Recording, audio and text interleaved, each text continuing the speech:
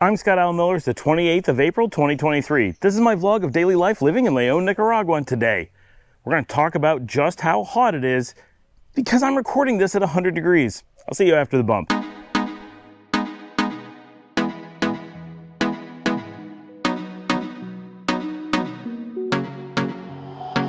No sé qué tú ves en mí, mi amor. Ya no dejes de mirarme, que ya me gusta quien soy. Contigo me siento. All right, I'm going to record today's in a little bit of shade because it's 100 degrees and being out in the sun is a little bit much. It is Friday, and this is the hottest week of the year. Now, generally, April is when things get really hot here in Nicaragua, but our differences between the cold times and the hot times are very little. So I want to talk a little bit about this today because our topic is really, it's not as bad as it seems. I mean, I know 100 sounds like a lot. That's 37-ish Celsius to about 100 Fahrenheit. And when you say that to someone who lives in the United States, especially someone in the north, you say it to someone in Arizona, they're like, what? Do you put on a coat? But to most people, right, that's really warm. And the feeling of, you look around, this is the tropics. We have all this green. It's not like Arizona, it's a dry heat. It is not a dry heat here, right? It's real heat. So a few things about that. First of all, our humidity's not as high as you think. Yes, we're a jungle country. Yes, we have cloud forests and rainforests and all that stuff that you associate with extreme heat. And don't get me wrong, it's hot, but it's not as humid as you would expect. And actually, it's pretty tolerable most days. Now today, I would say our 100 is probably pretty close to feels like 100. Yesterday, it was feels like 106, and that felt hot. But keep in mind, this is our hottest week of the year. It's going to go down a little bit, but only so much. And that's the magic to living in a place like Nicaragua, is that we are the same temperature year round, within a few degrees. And as you travel around the country, it's the same temperature within a few degrees.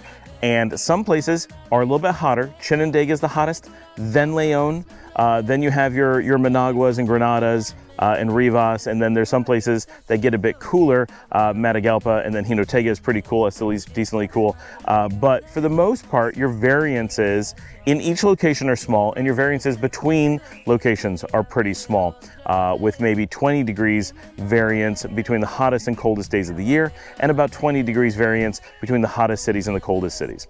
Right, and that's all in Fahrenheit. Smaller numbers, if Celsius, about half that.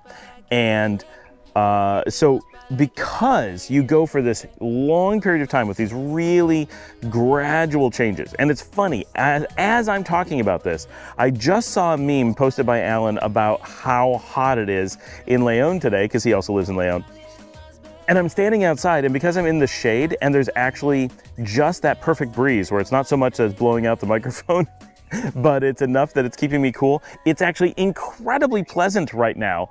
And I'm gonna turn the camera around because of this beautiful view of the sun behind this gorgeous tree up here. Like, this is just awesome. So I love how beautiful this is. We are a little bit hazy. Our first rain of the season, and that's kind of what prompts this, came last night. So I'm actually recording this a few days in the future. We just had our first rain of the season, and that clears a bunch of the haze out of the sky, but there's still some left here because we have all that dust from the Sahara, and that collects at the end of our summer, and then the rains come and the winter begins. And so our winter is just starting to hit, but we're still at the hottest day of the year pretty much. But it's kind of winter, so we're expecting rain again tonight. And the sky's gonna get clearer and clearer. But right now, even without the specific shade, it is so nice standing outside. I'm not sweating, I'm not uncomfortable. This is great. So that's important. So I come originally from New York, and I am a cold weather person. I don't like snow, don't get me wrong, but I'm a cold weather person. My perfect weather is 45 degrees of fleece and jeans and boots, or heavy sneakers or something, and a hat. And I want to be just a tiny bit chilly, not a tiny bit sweaty. And all of that, that's my native, right? If you send me to Scotland, I'm just happy as a clam. That is my perfect weather. And yet here I am at 100 degrees with a hat on, walking around outside in bright sunlight. It is hazy, so we'll give it that. And I'm absolutely comfortable. How can that be? And it's the combination of this even temperature year round makes it that you as a human adapt. It takes about 2 months to do your initial adaptation, and then it's about a year to really acclimate. That's pretty standard. People who travel in and out all the time actually really struggle with it because they end up being hot all the time because their body never adjusts to the temperature and it gets used to wherever you are being cold. And another secret is, of course, don't use air conditioning here, and that will help you a lot as well. I have to note, I took a nap today. I don't normally do that. I took like a 30-minute nap with the dogs. Did not turn on a fan, did not turn on the air conditioning, didn't have an open window in the specific room I was sleeping in. So my bedroom does not have an open window and the door was closed, but my bathroom does have an open window. So there's a tiny bit of air from the outside, but nothing flowing over me because, and it was probably about 96-ish at the time. Totally comfortable. Right? Like that's how far I've come in my acclimation to temperature. People don't really realize just how much of an effect this has. And because we always have a breeze, because everyone else is hot, because all the buildings are built for it to be hot, because there's always fans, there's always moving air, the humidity is not that crazy. When you put all those pieces together and you take the time to acclimate, if you come down for a vacation, if you come down to house hunt, you're going to be hit by the tropics temperature and you're going to feel like it's so unbearably hot. And Alan and I did this in 2019, and when we came down, I remember it being 84 in San Juan del Sur and just sweating and being so uncomfortable. And we spent the whole time, not really, but a lot of time hunting for someone to get into air conditioning. Not us, but someone that was with us kept being like, we got to find air conditioning. We're like, there isn't any. And she just made us keep marching until we eventually proved that there was no place with air conditioning. But at 84 degrees, because we were coming from cold Northern American temperatures at the time, it was like November, it was such a temperature shock that it felt so hot at 84 and relatively humid. And now 100 on one of the hottest weeks of the year and absolutely comfortable, completely great. Now, obviously, I do have air conditioning in my house. While I napped without it, my office, which would get pretty hot because it gets direct sunlight and it's got the computers running and the cameras and all that stuff, that does heat up. So that's got air conditioning running. The girls have air conditioning, but our staff's not using air conditioning. No one else is using air conditioning. I don't know if I'll turn on air conditioning to sleep or not. It really is that good. And we've had conversations. I'm going to do a video about this because people bring it up. And I see people bring it up. It's probably been a year since someone brought it up. But we talked about how Nicaraguans actually very commonly, I mean extremely commonly, live without air conditioning. There aren't that many Nicaraguans who have air conditioning. And some people make comments like, well, only because they're poor and they can't afford it. Certainly, being a lower income economy does affect the rate at which people would be willing to put in air conditioners because even if they can afford it, they have to get the electric and all that.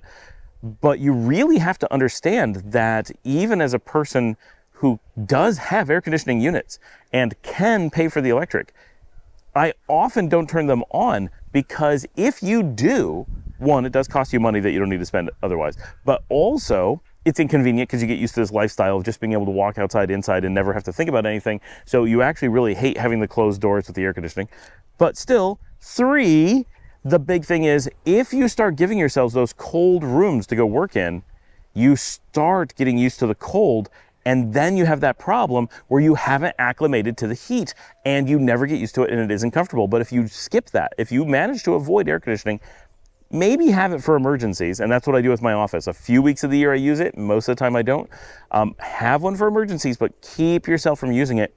You will acclimate to the heat so much faster and so much more thoroughly. And that's why Nicaraguans are able to go out dancing and on hot days like this in jeans and long sleeve shirts and collared shirt and think nothing of it. And they're not drenched in sweat. That people do sweat, don't get me wrong. But they're not drenched. It's not like this terrible, oh my gosh, it's so bad. Now, we were at Pelican Surf a few nights ago. It'll be on the story because it hasn't happened yet in the real time. But there was no breeze and there's tons of people packed in. That got hot, right? But it's isolated. It's really not that bad. And you really have to rethink what you think of as a hot day, as a hot temperature, and you really can make Nicaragua this comfortable thing. It's amazing how these temperatures are something you will adjust to and you will find comfortable. Most people, almost everyone, can adjust to it and become comfortable. And And then suddenly you think of 100 degrees as a pleasant day, a beautiful day to go out for a walk. You have no reason to, and when you say, do people have to take a siesta because it's so hot in the afternoon? Actually, no. They don't have to. Some people do, but in general, you don't have to because it's not that extreme. Sorry, I had to run up and get the gate because something happened and the gate latched itself mechanically. Not a good scene. And so there's a lot of, I think, apprehension from a lot of people who are looking at moving to Nicaragua, that they think it's going to be so hot and this is a major negative. And of course, you need to consider weather and temperature and how that's going to affect your lifestyle. But I think, especially North Americans, when we're looking at Nicaragua, we're so used to a heavy change of season in most of North America, and we're used to really hot hots and really cold colds. Especially, I'm from New York, so they're extremes, right? And when we look at Nicaragua and then we see those numbers, we think, wow, it's going to be so hot for the rest of my life. How am I going to deal with that? And certainly that's something I was worried about. And that was something my wife was worried about. Dominica was really concerned with how hot it was in Granada when we lived there. And we moved to a city that's even hotter. And now we don't think about it at all. And she'll tell you, like, she'll go out in jeans now and perfectly comfortable. She doesn't need to worry about dressing cool to be able to go out. Some days she feels a little bit warm, but a little bit warm. Like that, we lived in Texas. We were really hot all the time when we went out, but we would always go sit in air conditioning because it was more than we could handle. And here, we never go sit in air conditioning. We always go out and sit on the beach outside. We go and go to clubs like 23 Bar and sit outside. We go to do karaoke and we're sitting open air, right? Like it's just, you're outside in open air all the time, and you never say, boy, I was expecting air conditioning, or can't we find a place with air conditioning? It doesn't come up like that. It's really not a thing. And this beautiful breeze is coming as I say it. I think that it's very difficult, and it certainly was for me, to visualize how the way that the weather, the way that the climate, the way that the everything, the lifestyle impacts temperature. Because the people who have always lived here have always had to deal with it being this temperature, they've done so. And the architecture, the lifestyle, the things that you do, they're functional at these temperatures, and you will almost certainly adapt, whether it's a few months, maybe a year or two. And I certainly notice that I'm still adapting, but now I'm at a point where I don't think about it. I never sit and go, it's such a hot day, I can't go outside, right? None of that stuff is still there. I'm able to just function all the time. The idea that, it might be too hot, I just want to sit in air conditioning, never really comes up. Now, if I do something, if I go jogging and I come home, I want to sit in air conditioning, or I want to take a cold shower or whatever, because I'm really hot from that activity. But in general, like, you just don't think about it. When we first got here, absolutely, we go to restaurants and I'd be like, we got to sit under a fan. We got to sit by the window. It's going to be hot. How do you dress? Like, you got to think about keeping yourself cool. Got to get a ice cold drink as soon as you get there. All that stuff. And if you're a tourist, all that's going to happen. But now we're like, I didn't even, we'd have someone turn on a fan once every month. And we don't have to worry about getting drinks, and you don't have to think about what you're going to wear. You don't think about it at all. Like, it just stops becoming a thing because it's the same temperature every day. You're just used to it and it's comfortable. And that's actually an amazing thing. And so this huge perceived negative of it's so hot actually should be, in most cases, a very different perception of it's so mild. It's so consistent. It's so beautiful that you get 6 months of one type of weather and 6 months of another, but all about the same temperature. And it makes for this lovely lifestyle, and you got to appreciate that evenness instead of a specific number that you're looking for. Rethinking temperature, that's a big part of the Nicaraguan experience. Thanks for joining me. Please remember to like and subscribe. If you'd like to support the channel, right up here, buy me a coffee. buymeacoffee.com/Scott L. Miller. That comes directly to me. That's what helps me afford to do all this, get the cameras, do all the things. And we're beginning to offer relocation assistance, whether it's just consultations or helping you find a house or dealing with logistics and getting you with a lawyer, anything that you need for relocation. Getting a tour to go around, look at different places, just send an email, info@relocatenicaragua.com, and post on social media if you think of it. If you get a chance, if you're on Facebook, just throw this into a group. If you're on LinkedIn, just make it your status for the day. If you're, you're in Twitter, you want to tell people about things, anything like that that's how people find out about the show. That's how we get the word out there. It really helps. And if you just have a friend who's like, what, you're thinking about Nicaragua? Or where should I think about going? Send them some links. Be like, you gotta check this place out. It may not be for you, but it should be on your list. It's interesting, if nothing else. And hey, cheap vacation while you research it? Great, it's a win. I will see all of you tomorrow.